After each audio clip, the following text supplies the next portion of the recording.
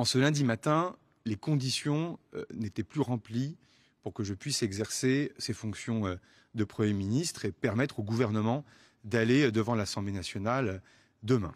La composition du gouvernement au sein du socle commun n'a pas été fluide et a donné lieu au réveil de quelques appétits partisans, parfois non sans lien, c'est d'ailleurs très légitime, avec la future élection présidentielle. Il suffirait de peu pour que ça fonctionne. J'avais dit ici même, on va y arriver, et je veux le redire, dans le secret des échanges que j'ai pu avoir, il suffirait de peu pour que l'on puisse y arriver.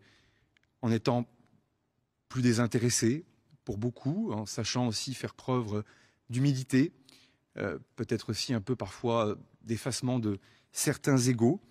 Et je me suis employé, en tout cas je l'espère, à le faire. Ensuite, toujours avoir le sens de l'intérêt général et du fond. Ce qui compte, c'est ce qu'on va faire, en ayant l'humilité de considérer que certaines choses peuvent être faites avant 2027, d'autres choses seront faites ensuite, pendant le débat de l'élection présidentielle. Et au fond, il y a beaucoup de lignes rouges dans la bouche de beaucoup, en tout cas de certains, pas de tous, pas de tous. Il y a rarement des lignes vertes.